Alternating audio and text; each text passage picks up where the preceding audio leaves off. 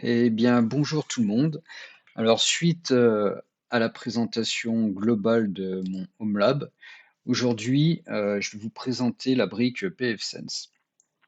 Donc, dans ma présentation générale, je disais donc que j'ai deux briques software essentielles qui sont d'une part Proxmox pour la partie virtualisation et pfSense pour toute la segmentation réseau et la sécurité globale de mon Home Lab. Donc aujourd'hui, je vais vous présenter comment segmenter votre réseau sans avoir de matériel réseau, donc de façon complètement virtuelle grâce à pfSense et Proxmox quand même un petit peu aussi. Alors là, je vais partir d'une installation toute propre de pfSense. Donc, pour les plus débutants, en parallèle, j'ai fait une vidéo sur comment installer pfSense de zéro. Donc là, je prends la suite de ceci. Donc là, on est vraiment sur une install très très light avec une seule interface. Là, notre pfSense est connecté uniquement à notre WAN. Et pour rappel, notre WAN, pour nous, là, ça va correspondre à notre réseau local primaire, c'est-à-dire le réseau généré par notre box Internet. Donc, sachant que pfSense, c'est un firewall, mais c'est aussi un routeur. Donc, un routeur connecté à un seul réseau, donc le WAN dans notre cas, c'est pas très utile. Donc, on va lui rajouter aujourd'hui des interfaces et on va leur permettre de communiquer. Alors tout d'abord, on va se connecter une première fois. Donc lors de la première connexion, les identifiants par défaut sont admin et pfSense pour le mot de passe. Voilà. Et lors de cette première connexion, en fait, on va être invité par un assistant à commencer à rentrer les premiers paramètres. Donc on va le suivre, hein, au début c'est plutôt pratique, hein. Donc il nous demande en fait de nommer notre host pfSense. Alors pour ma part, je vais l'appeler pfSense avec ses initiales -t pour test. Au niveau du domaine, hop, je vais lui mettre un domaine bidon. Et sur ma prod, par contre, j'utilise mon nom de domaine officiel et, euh, et mon certificat officiel. Voilà. Donc par défaut, pfSense, lui, vous génère un certif auto-signé, hein. C'est pour ça que vous avez une alerte sécurité au niveau du navigateur. C'est à cause de ce certif auto-signé, mais ça fait très bien l'affaire. Sur la partie DNS, on ne va pas y toucher, on va simplement, pfSense là, dans un premier temps, il utilisera le DNS de notre, FAI ou celui que vous avez configuré, peu importe. La partie DNS, on fera un focus, mais dans une vidéo à part, puisqu'en fait, là, j'ai tout un sujet dédié à ça, puisque sur ma prod, en fait, pfSense, j'active même carrément le service DNS et ça me permet derrière de faire tout un filtrage à ce niveau-là. Et ce qui remplace, en fait, si vous connaissez, ça remplace P-Hole, AdGuard, tout ça. Mais c'est pas le sujet d'aujourd'hui. Aujourd'hui, ce qu'on veut, c'est faire de la segmentation au réseau. Écran suivant, c'est bêtement le time zone, hein. Donc, on va se situer Europe, Paris. Hop, voilà. Ensuite, bah là, il faut associer une adresse IP à notre host pfSense. Alors pour ma part, moi j'ai pour habitude d'utiliser le DHCP de mon routeur, donc ça peut être votre routeur personnel ou votre box, peu importe. Comme on a dit, on n'a pas besoin de matériel spécifique. Donc moi ce que je fais, c'est que j'associe en fait la MAC adresse de ma VM ou de mes machines physiques à une IP au niveau de mon routeur. Donc juste pour rappel, si vous êtes enfin, c'est le but aujourd'hui, hein, c'est que votre pfSense ce soit une VM Proxmox. Donc vous allez pouvoir retrouver sa MAC adresse dans hardware et dans sa carte, au niveau de sa carte réseau, hein, qui est ici. Donc c'est celle-ci qu'il faut utiliser si vous souhaitez faire cette association-là. Donc là, je ne touche à rien sur cette partie-là. Les deux dernières options sont importantes. Donc la première, surtout, elle ne doit absolument pas être cochée. Parce que si vous la cochez, vous allez vous bloquer direct. Pourquoi? Parce que qu'est-ce qu'elle nous raconte, cette règle? Elle nous dit que on va bloquer toutes les IP de type privé qui viennent du WAN. Et nous, pour rappel, notre WAN, c'est notre réseau local principal. Et il y a des fortes chances qu'il soit en 192.168, ce qui est mon cas. Donc, ne surtout pas cocher cette partie-là. La deuxième option, un peu plus obscure, je vous avoue que moi je suis pas un spécialiste réseau, hein, mais je suis quand même un peu curieux de tout. Mais cette règle, telle que je la comprends, c'est qu'on va bloquer toutes les adresses IP publiques et qui sont réservées, mais qui ne sont pas encore officiellement assignées. En tout cas, moi en production, je le laisse coucher. Il n'y a aucune raison que ça vous pose souci, à moins d'avoir un besoin extrêmement particulier. Mais à plus de 99% des cas, à mon avis, ça peut rester couché. Et ensuite, on a invité à modifier le mot de passe de l'administrateur. Je vais mettre un mot de passe un petit peu bidon. Et, euh, et en fait, moi, ce que je vous conseillerais, on va déjà finaliser ici, mais moi, ce que je vous conseillerais, c'est carrément de supprimer ou simplement de désactiver l'utilisateur admin par défaut. Voilà, donc quand on a fini la configuration avec l'assistant, on a un petit message, voilà, après, il n'y a plus le diète. Donc juste pour en revenir sur la partie utilisateur, ça se passe ici. Voilà, moi ce que je vous conseille, c'est de créer un nouvel utilisateur qui sera donc administrateur, mais avec un login différent de admin ou de route, voilà, quelque chose d'un peu plus personnel avec mot de passe fort, etc. Et une fois que vous avez cet utilisateur-là, que vous avez vérifié qu'il arrive bien à se connecter, qu'il a bien les droits admin, vous supprimez ou désactivez l'utilisateur par défaut. Voilà. Moi, c'est ce que j'ai fait sur ma prod. Là, pour pas perdre de temps, je reste ainsi. Bien, maintenant que nous avons ça, alors une des bonnes pratiques, hein, on va dire, que ce soit pour PFSense ou en général, quand vous avez commencé à travailler sur une VM et que vous allez ajouter quelques modifications qui potentiellement pourraient vous poser souci, c'est de faire des snapshots. Voilà. Donc, hop, on va prendre un petit snapshot là, comme ça. Et si jamais, je vais appeler conf, si jamais vous avez un souci, ça vous évite de tout recommencer, vous faites un petit rollback et vous allez forcément perdre le diff, hein, mais voilà. Bon, là pour le moment, on n'a pas fait grand chose, mais c'est pas très grave. C'est une bonne habitude à prendre. Allez, on revient ici. Alors, vraiment, la première chose à faire une fois qu'on a fait vraiment les petits confs là qu'on vient de terminer, ça va être de mettre une règle au niveau du pare-feu. Une règle pour ne pas vous bloquer. Alors, et parce que là, quand vous allez rajouter des interfaces LAN, si vous restez dans cette configuration-là, à coup sûr, vous allez vous retrouver bloqué. Donc là, ce qu'on va faire, on va autoriser l'adresse IP en fait de la machine sur laquelle vous êtes actuellement. Donc là, moi, c'est mon PC, on va dire, principal. Et je vais tout de suite l'autoriser à accéder à l'interface d'administration sur laquelle nous nous trouvons actuellement. Donc je relis ma règle, histoire de ne pas aller trop vite, de croire que je l'ai fait correctement, que je me serai trompé. Non, on est bien bon. Donc mon PC sur lequel je suis actuellement est autorisé à se connecter au firewall sur le port 443, ce qui veut dire à l'interface sur laquelle nous nous trouvons. On sauvegarde et surtout, il faut appliquer. À partir de ce moment-là, cette règle-là, en fait, qui vous sauvera pas beaucoup la mise, peut être supprimée.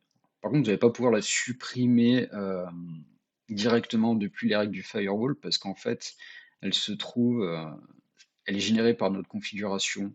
Il me semble que ça doit être ici, là, dans Avancée. Voilà, c'est celle-ci en fait.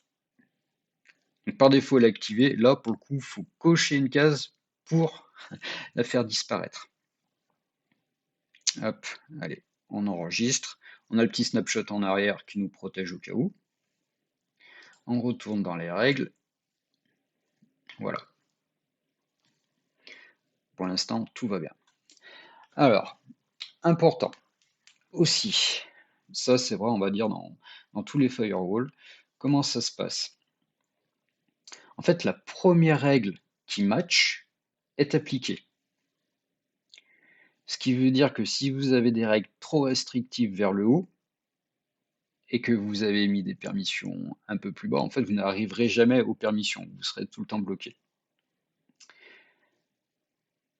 Et par défaut, moi ce que j'aime bien aussi, c'est avoir la toute dernière règle, donc celle qui va se retrouver le plus bas, la dernière qu'on va vérifier, que pfSense ira vérifier quand il y a des flux qui passent, c'est de dire, bah, en fait, tout ce qui n'a pas été autorisé précédemment, c'est que c'est interdit.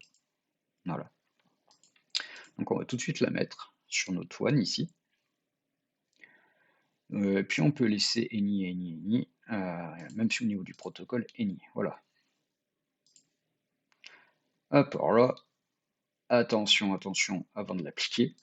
Hop, on la descend bien. Parce que là, comme c'était précédemment, j'allais justement me bloquer. Parce que celle-ci, vous avez vu, allez, je reviens en arrière, on était comme ça. Je ne serais plus jamais passé dans cette règle, en fait. Tout par défaut a été bloqué. Donc là, on est dans l'interface one. Donc en fait, ces règles s'appliquent pour les flux qui arrivent du one. D'accord? Donc ma machine sur laquelle je me trouve actuellement, comme je l'ai dit, elle est sur mon LAN primaire. Donc elle est vue comme venant du one. Voilà. Je sauvegarde et j'applique. J'actualise. Voilà, on va peut-être pas renvoyer comme ça, on va faire comme ça. Hop, je reviens. Voilà, on voit que je ne suis pas bloqué. A priori, il y a quand même des choses qui se passent. On voit qu'il y a déjà des choses qui sont bloquées. Il doit y avoir voilà, sur mon réseau, sur mon WAN en fait, des choses qui cherchent à envoyer certainement des broadcasts, des choses comme ça. Donc, peu importe. En tout cas, moi je passe encore, c'est l'essentiel. Interface. Voilà. Maintenant, on va passer plus précisément dans le vif du sujet qui est la partie segmentation du réseau. Donc, comme je vous le disais, en fait, notre pfSense va avoir le rôle de routeur. Mais pour le coup, ça va pas être du tout un routeur physique. Ça va être un routeur complètement software. Et qu'est-ce qu'on va faire en fait? Là, on va lui attribuer de nouvelles cartes virtuelles pour le brancher à différentes interfaces réseau. Donc là, on voit, j'ai qu'une seule interface, on est connecté qu'à un seul réseau, qui est le WAN, et que de toute façon, là, il n'y a qu'une seule carte. D'accord? Donc, pour modifier ça, il va falloir faire un petit tour du côté de Proxmox. Maintenant que nous sommes sous Proxmox, nous allons pouvoir faire le nécessaire pour notre segmentation réseau. Alors, ça, je ne l'ai pas fait en direct, hein, mais j'ai stoppé le snapshot que nous avions créé précédemment et j'ai également stoppé ma machine pfSense. Maintenant, la partie importante, c'est d'aller dans notre nœud Proxmox et dans la partie système et network. Alors, si jamais vous n'avez jamais jeté un œil ici, vous allez retrouver en fait la liste de vos cartes réseau physiques, donc ce qui est sur votre mini PC. Celle-ci, c'est ma carte Wi-Fi, donc on va complètement l'ignorer, on va faire comme si elle n'existait pas. De toute façon, elle n'est pas active. Et ici, c'est ma carte Ethernet. Donc on voit que mon mini PC ne possède effectivement qu'une seule carte et il n'y a qu'un seul port dessus. Ensuite, là, ce sont nos ponts. Alors par défaut, vous en avez un qui est mappé sur sur votre carte physique. Et ces deux-là, je les ai ajoutés, donc là c'est pour mon pfSense de prod, hein. Et il faut voir ça en fait comme des switches virtuels. Maintenant, ce que nous allons faire pour notre environnement de test, vu que j'ai pas envie de bidouiller sur ma prod, je vais créer des switches virtuels spécifiquement pour mon environnement de prod. Donc par défaut, je prends systématiquement le standard Linux Bridge. Là, je vais lui attribuer un nom qui me permet de repérer que je suis bien sur mon test. Et ce n'est pas un champ obligatoire, mais alors je vous conseille quand même fortement de le remplir. Je trouve que ça donne quand même de la lisibilité par la suite. Donc là, je vais lui dire que c'est pour mon environnement de test et que ça va être pour un LAN 60. Voilà. Donc là, je vais créer en fait un réseau 192, 168, 60.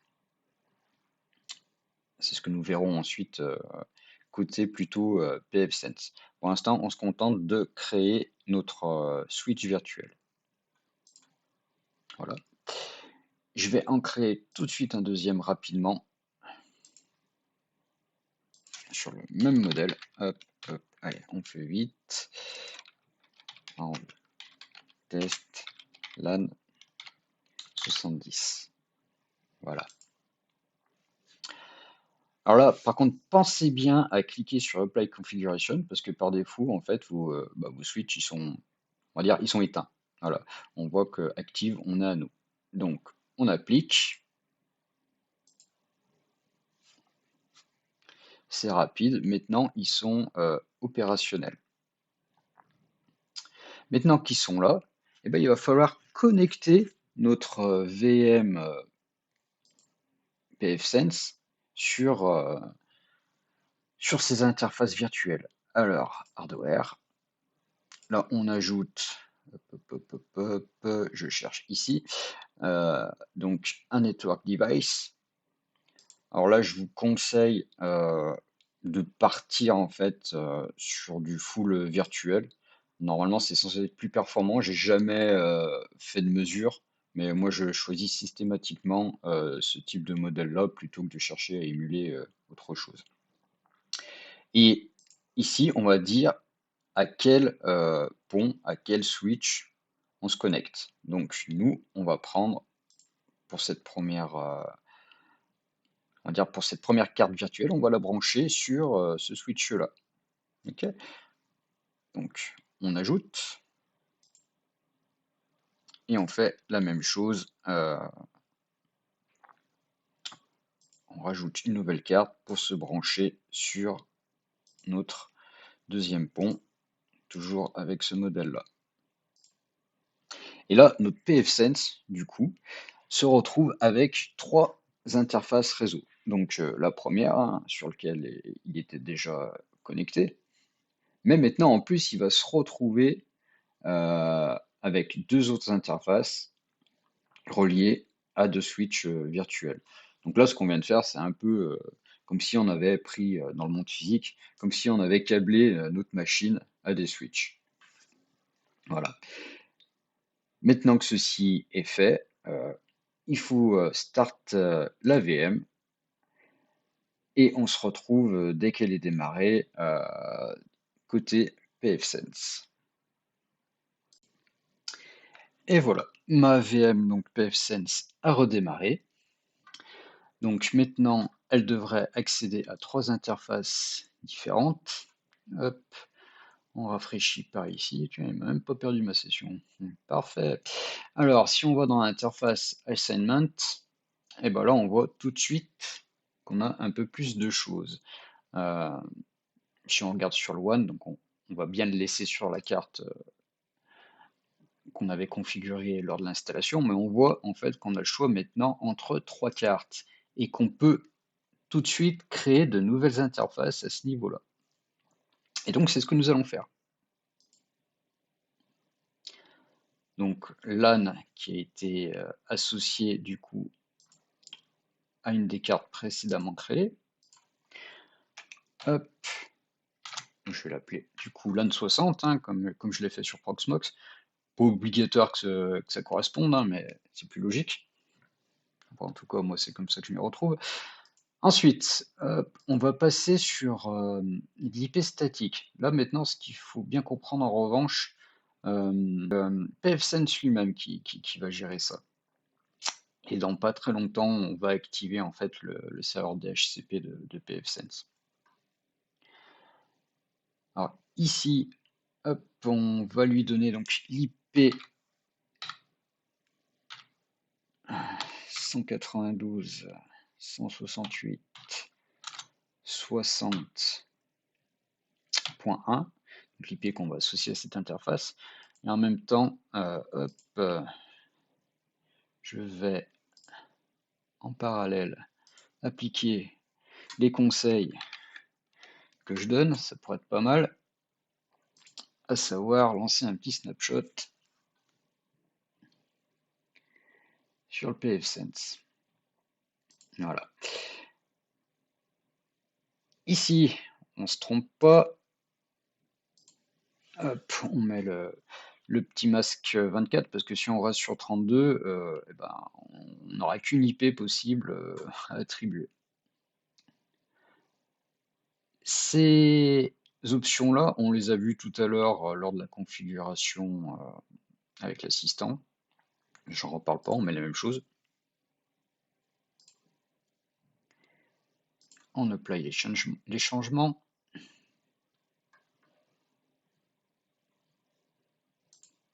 On revient dans l'interface assignment et on en crée une deuxième interface. Pardon.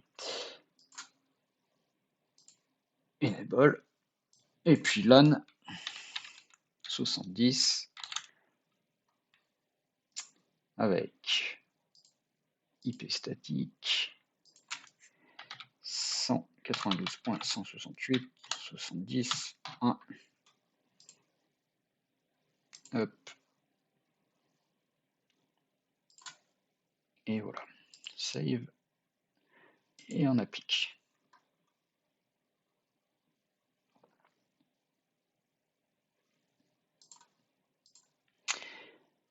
Et voilà notre pfSense qui est maintenant connecté à 3 réseaux différents. Note one qui est notre réseau primaire, un réseau finalement en 192.168.60 et un réseau en 192.168.70. Et tout est parfaitement cloisonné grâce à pfSense.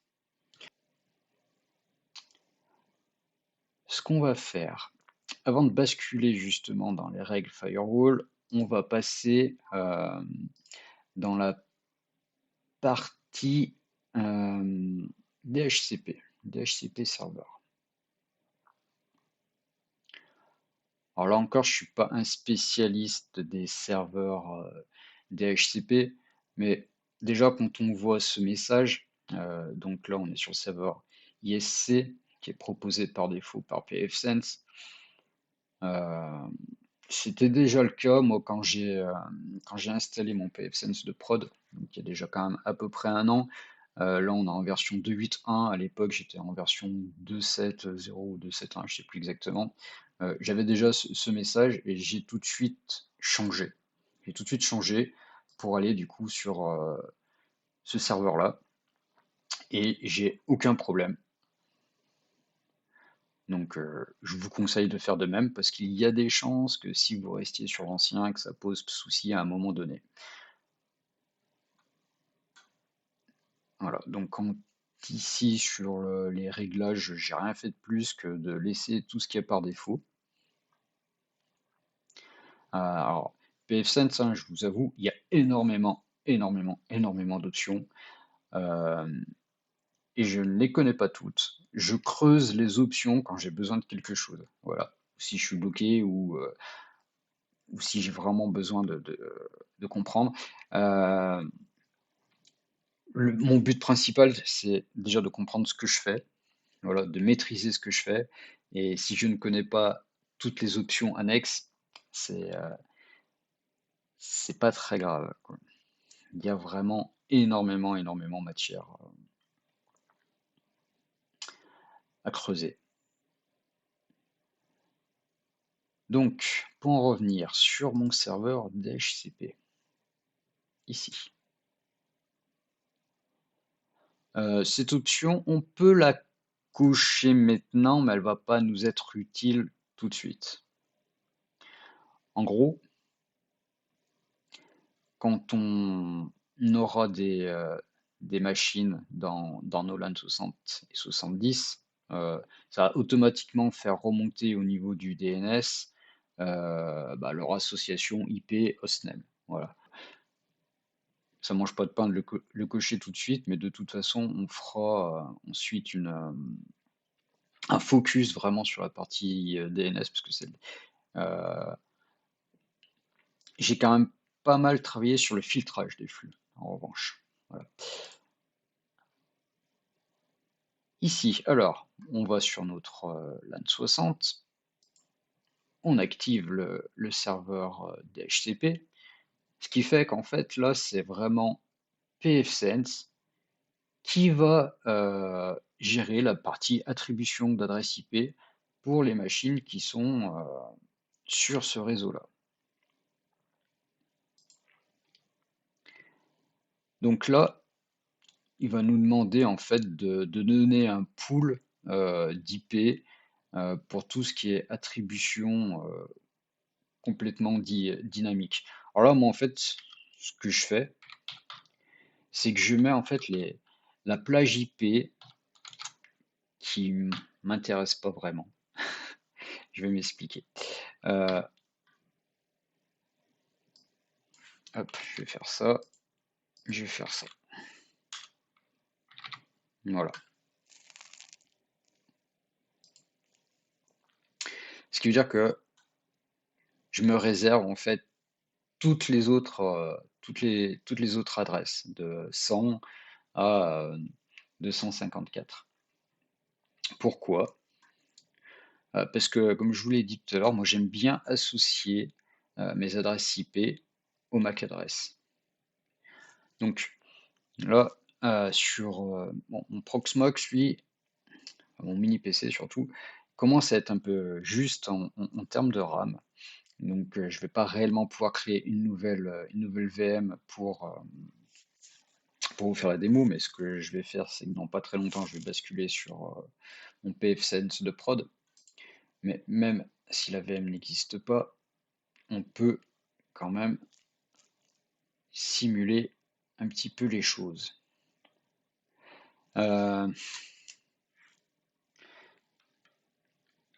Je sais pas si je lui mets en lui mettant des adresses bidons. Est-ce que ça va me le prendre? IP adresse 192.168.60 et admettons que je souhaite démarrer à 101. Ok, le hostname VM test 101. Voilà. Save. Ah, mon adresse MAC est pas valide, j'en ai oublié un bout. Non.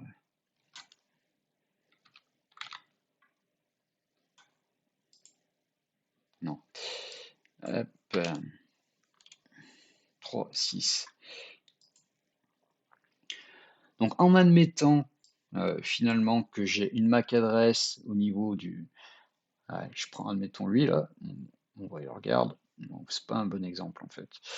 Je vais prendre cette VM là, qui est dans un de mes réseaux virtuels justement de ma production. Ce que j'ai fait, c'est que je suis allé dans Hardware, je suis allé ici, j'ai récupéré sa MAC adresse, qui est là, pour tout simplement la coller ici, et je lui ai attribué donc une adresse IP. Voilà. D'ailleurs, si on regarde ici, hop, voilà, on voit qu'elle a cette IP là et qu'elle est en réalité attribuée par le DHCP de pfSense. Donc là, on peut en créer autant qu'on veut, hein, autant qu'on a de VM et autant qu'on a la possibilité matérielle de le faire. Donc là, pareil, hein, je pourrais très bien dans mon réseau 70 faire la même chose. Alors pour faire un parallèle avec ma prod, j'ai un LAN 100 et un LAN 200. Dans mon LAN 100, j'ai ma VM qui héberge mes services Docker. Donc c'est ma plus grosse VM, puisque c'est là où je retrouve en fait la plupart de mes services. À côté de celle-ci, j'ai ma VM d'administration. Ma VM d'administration, c'est celle qui me permet d'accéder absolument à tout. Et c'est la seule qui d'ailleurs qui a le droit à accéder à cette interface-là de pfSense. C'est sur cette VM que je déploie en fait mes scripts Ansible, voilà, qui m'aident un petit peu au quotidien. Donc c'est vraiment ma machine d'administration et c'est pas mon PC de tous les jours qui se trouve en fait sur le réseau local primaire. Et dans mon deuxième réseau virtuel, qui est donc le 200 sur ma prod, j'ai un reverse proxy Nginx. Donc en fait, tout accès à un service passe par, par cette VM-là. D'accord? Donc, ce qu'on va faire pour simuler les choses, on active ici. Comme tout à l'heure, on donne un petit pool d'IP. On va faire 168, 70. J'ai été un petit peu gourmand.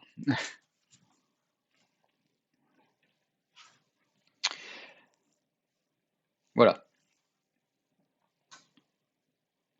Donc même si la VM n'existe pas, après tout, on pourrait très bien prévoir nos règles tout de suite, créer les VM après dans Proxmox, hein.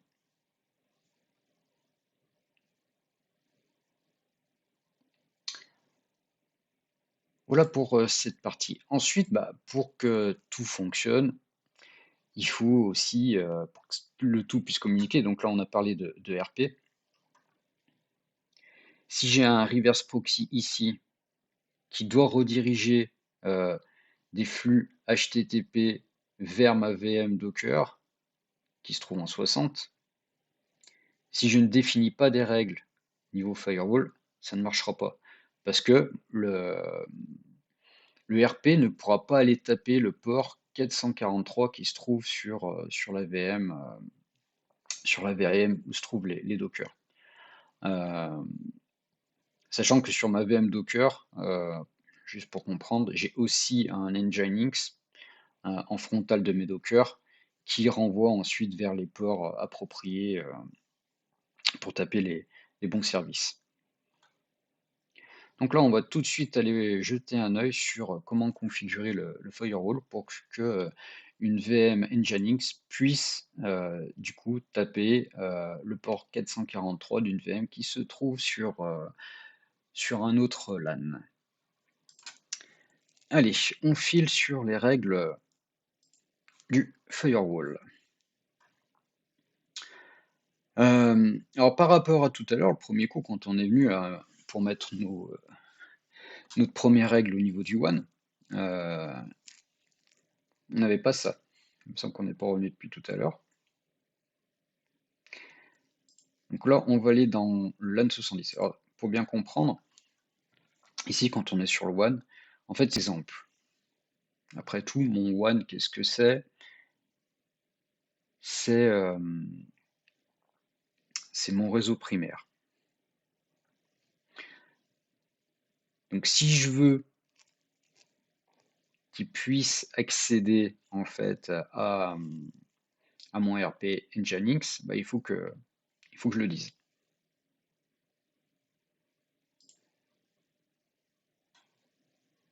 Donc, qu'est-ce qu'on pourrait faire? Soit on pourrait dire en fait que toutes les sources du WAN ont le droit d'accéder au RP Nginx, ou on pourrait donner que quelques adresses. Bon, pour faire simple, on va dire que toutes les machines ont le droit. Toutes les machines du WAN. Donc là, bah là, il n'y a rien de plus à faire, parce que là, on attribue vraiment toutes les machines qui sont sur le WAN ont le droit d'aller ici. Sur ma prod, en vrai, je ne l'ai pas fait, mais voilà. C'est pour l'exemple. Destination, une adresse spécifique qui est le 192.168.70.101. Sur le port 443. Donc là, sur la partie gauche, en fait, vous avez tous les ports, on va dire, communs. Voilà. Et si vous êtes sur des ports qui ne se trouvent pas dans cette liste-là, vous pouvez aller le renseigner directement dans la partie custom.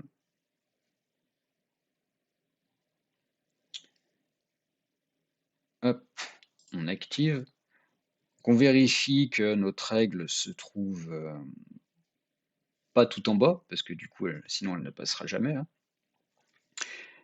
Là, on a assez peu de règles. On a peu de règles, hein, carrément. Si jamais vous aviez beaucoup plus de règles, il faut vérifier leur ordre, hein, comme on l'a dit tout à l'heure. Donc là, on applique le changement. Voilà. Et on voit hein, déjà qu'on a déjà du filtrage. Donc maintenant, on a dit qu'on voulait que notre RP puisse accéder à notre VM, on va dire, qui se trouve sur le réseau 60. Alors déjà, moi ce que je fais généralement, c'est dire aussi que mes, mes VM ont quand même le droit de sortir sur le 443. Typiquement, là je peux donc dire que mes VM qui sont sur ce LAN ont le droit de partir sur le WAN en 443.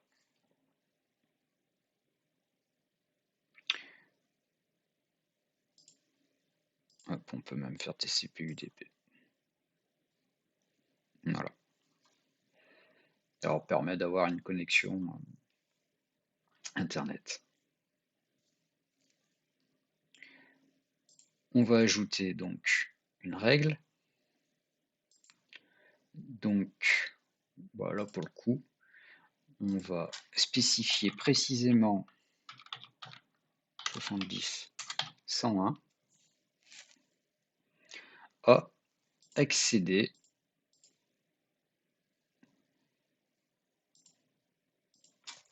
à notre 192.168.60.101 sur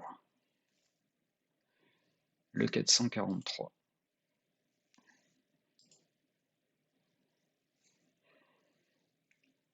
Donc, on relie notre reverse proxy peut accéder à notre VM 60.101 sur le port 443. On applique. Et voilà. Alors comme on l'a fait ici, là, sur le WAN, pareil. Tout ce qui n'est pas autorisé est interdit.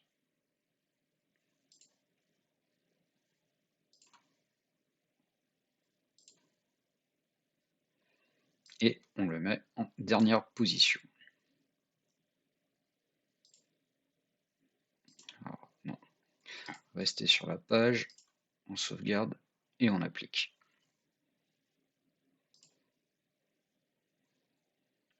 Voilà, on vient de créer nos premières règles. Donc pareil, là dans le WAN 60, bah, il nous ouvre quand même un certain nombre de choses par défaut Qu'est-ce qu'il nous dit? Il nous dit que, les machines qui sont donc sur le LAN 60 ont le droit de tout faire de partout. Voilà. C'est aussi simple que ça. Que ce soit au niveau IPv4 et IPv6. Moi, j'ai pas d'IPv6 de configurer, donc de toute façon, cette règle-là, elle me sert à rien. Et dans tous les cas, moi, sur ma prod, j'ai viré tout ça.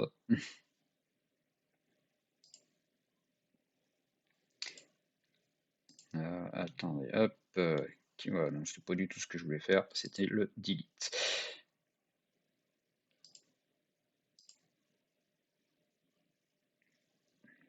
Voilà. Et par défaut, pareil, hein, on va faire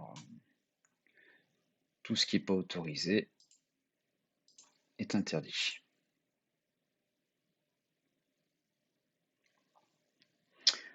On ajoute simplement, c'est ce que j'aime bien faire, après hein, chacun voit en fonction de ses besoins, au niveau des sécurités qu'il souhaite appliquer. Moi le 443, je dis qu'on a le droit de sortir de partout. En tout cas, non, pas tout à fait de cette façon-là, en vrai. Vers le one, en fait.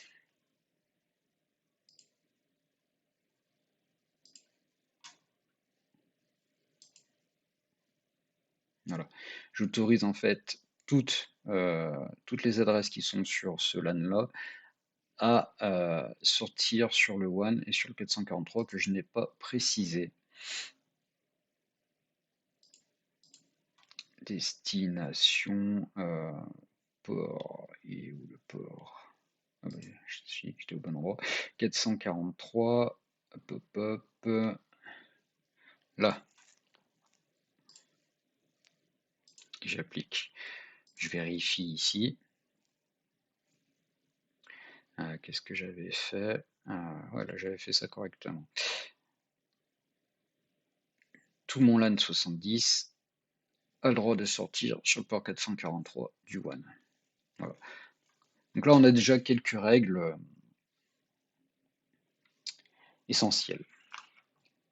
Alors, on est quand même sur déjà quelque chose d'assez dense, donc ça fera l'objet d'une autre vidéo, mais ce qui est intéressant aussi, c'est le filtrage GeoIP. C'est-à-dire, c'est de ban en fait toutes les adresses IP qui viendraient pas d'un domaine FR. Donc pour ça, c'est de la configuration en plus. Là, on fera une vidéo plus light, mais dédiée à ce sujet. Là, dans l'idée, c'était vraiment de montrer la segmentation réseau, comment finalement créer des réseaux sans matériel, hein, je reviens à ça, et comment sécuriser le tout. Alors, ça peut sembler overkill, mais dans l'idée, c'est quand même là de monter un home lab quand même de niveau professionnel. Et, et déjà là, on peut répondre à des besoins de petites PME. C'est sûr que dans une grosse boîte avec de gros flux, ça fonctionnerait pas. Il faudrait commencer quand même à investir dans du matériel. Mais sur des usages, on va dire, modestes, mais réels, avec un vrai besoin de sécurité, euh, c'est tout à fait viable. De plus, si vous montez en Home Lab, peut-être aussi que vous souhaitez finalement avoir vos propres drives, donc stocker peut-être des documents confidentiels que vous n'avez pas envie d'aller mettre ailleurs. Et à ce moment-là, il faut quand même que ce soit plus sécure chez vous que ailleurs. Aussi, vous pouvez inviter de la famille, des amis qui vont venir avec leur périphérique, qui vont vouloir se connecter sur votre WAN, et cetera. Et peut-être que, ils vont se connecter avec des choses vérolées. On a de plus en plus d'objets connectés, parfois des objets, chinois qui sortent d'usines, directement, vérolés, enfin voilà quoi. Donc c'est pas voilà, là ça se mesure. Aujourd'hui, Voilà, il faut que ça vous rende service. Ce que je veux dire, c'est que les applications que vous allez déployer, il faut que ça vous rende service, mais il faut pas que ça casse, faut pas, voilà, faut que ce soit fiable. Allez, là, je vais faire une micro pause et je vais me connecter rapidement sur mon interface de prod, mais sans tout vous montrer, évidemment. Mais voilà, on va faire un petit tour rapide.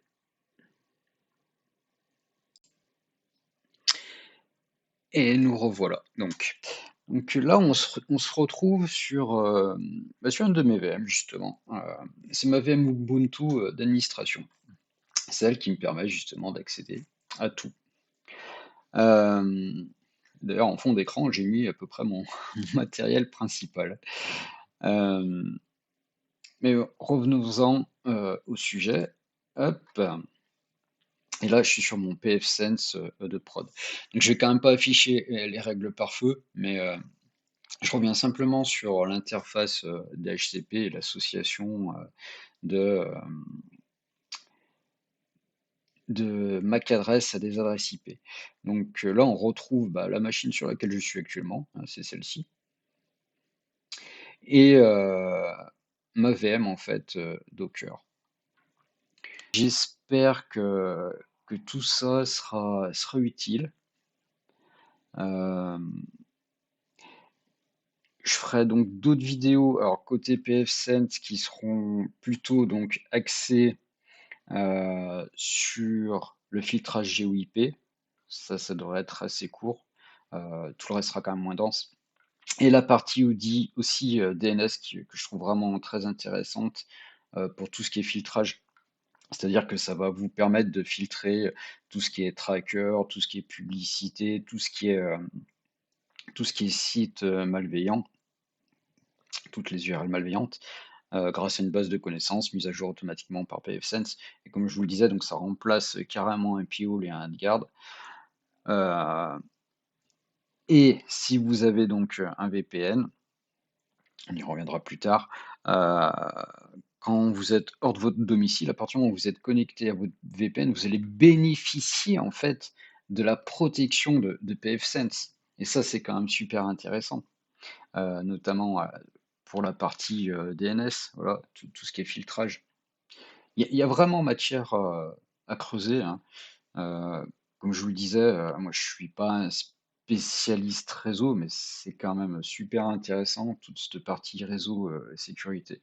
Voilà, donc pour ma part, moi je suis plutôt, je suis développeur exactement, avec aussi une certaine expérience et appétence sur l'administration système.